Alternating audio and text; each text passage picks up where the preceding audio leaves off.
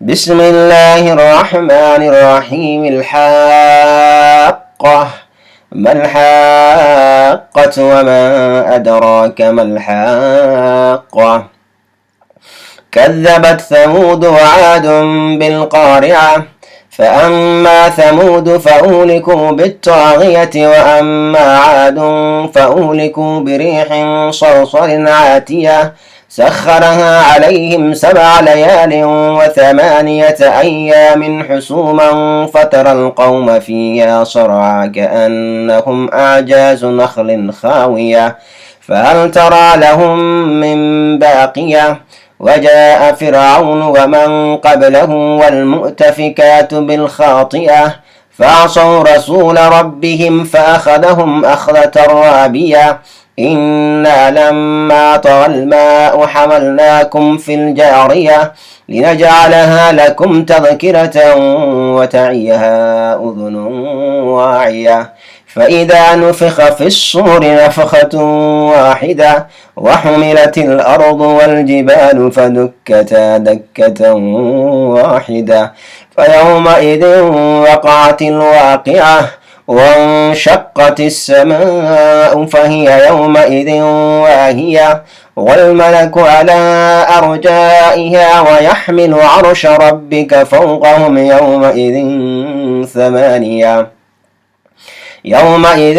تعرضون لا تخفى منكم خافية. فأما من أوتي كتابه بيمينه فيقول هاؤم اقرءوا كتابيه إني ظننت أني ملاق حسابيه فهو في عيشة راضية في جنة عالية قطوفها دانية كلوا واشربوا هنيئا بما أسلفتم في الأيام الخالية. وأما من أوتي كتابه بشماله فيقول يا ليتني لم أوت كتابيه ولم أدر ما حسابيه يا ليتها كانت القاضية ما أغنى عني ماليه هلك عني سلطانيه خذوه فغلوه ثم الجحيم صلوه ثم في سلسلة ذرعها 70 ذراعا فاسلكوه إنه كان لا يؤمن بالله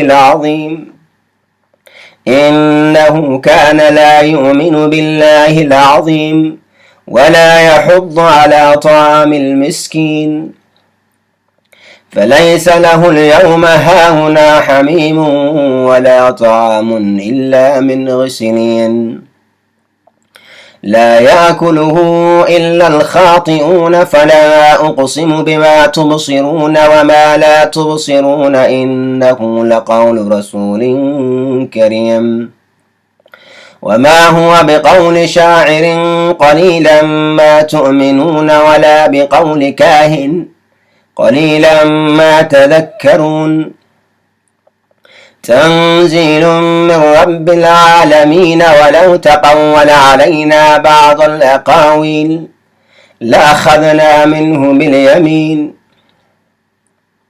ثم لقطعنا منه الوتين فما منكم من أحد عنه حاجزين. وإنه لتذكرة للمتقين وإنا لنعلم أن منكم مكذبين وإنه لحسرة على الكافرين وإنه لحق اليقين. فسبح باسم ربك العظيم. بسم الله الرحمن الرحيم. سأل سائل بعذاب واقع للكافرين ليس له دافع من الله ذي المعارج تعرج الملائكة والروح إليه في يوم كان مقداره 50,000 سنة فاصبر صبرا جميلا إنهم يرونه بعيدا ونراه قريبا يوم تكون السماء كالمهل وتكون الجبال كالعهن ولا يسأل حميم حميما يبصرونهم يود المجرم لو يفتدي من عذاب يومئذ ببنيه وصاحبته وأخيه وفصيلته التي تؤويه ومن في الأرض جميعا ثم ينجيه كلا إنها لظى نزاعة للشوى تدعو من أدبر وتولى وجمع فأوعى إن الإنسان خلق هلوعا إذا مسه الشر جزوعا وإذا مسه الخير منوعا إلا المصلين الذين هم على صلاتهم دائمون والذين في أموالهم حق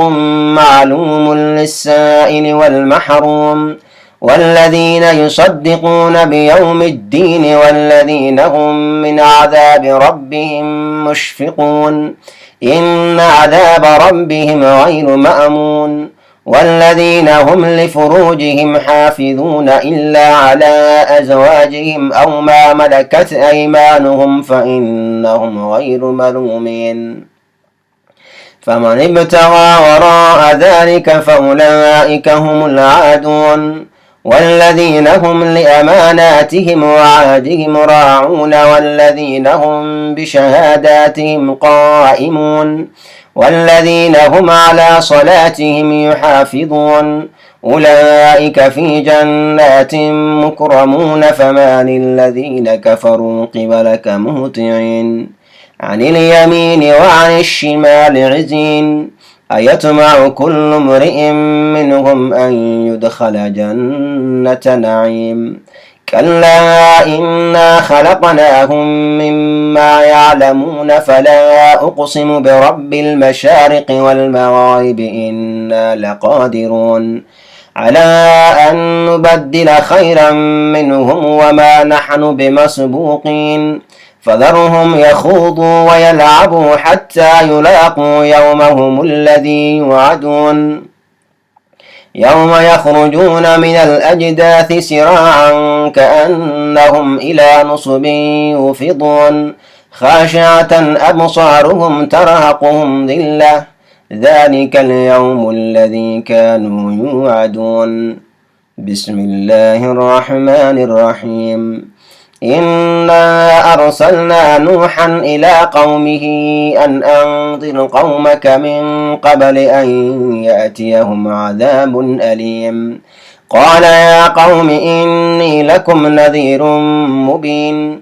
أن اعبدوا الله واتقوه وأطيعوني يغفر لكم من ذنوبكم ويؤخركم إلى أجل مسمى إن أجل الله إذا جاء لا يؤخر لو كنتم تعلمون قال رب إني دعوت قومي ليلا ونهارا فلم يزدهم دعائي إلا فرارا وإني كلما دعوتهم لتغفر لهم جعلوا أصابعهم في آذانهم واستغشوا ثيابهم وأصروا واستكبروا استكبارا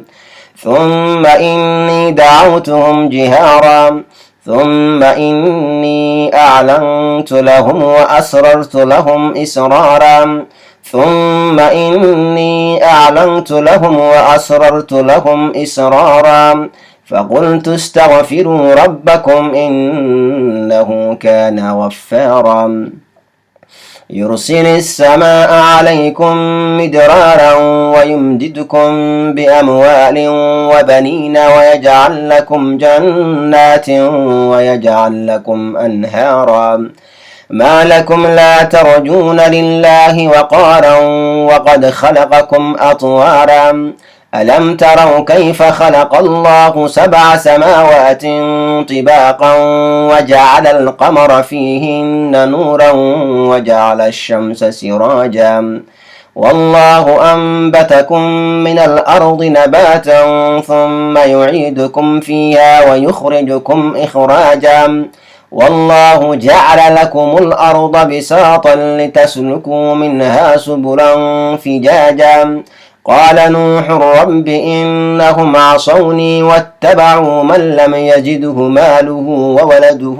إلا خسارا ومكروا مكرا كبارا وقالوا لا تذرن آلهتكم ولا تذرن ودا ولا سواعا ولا يغوث ويعوق ونسرا وقد أضلوا كثيرا ولا تزد الظالمين إلا ضلالا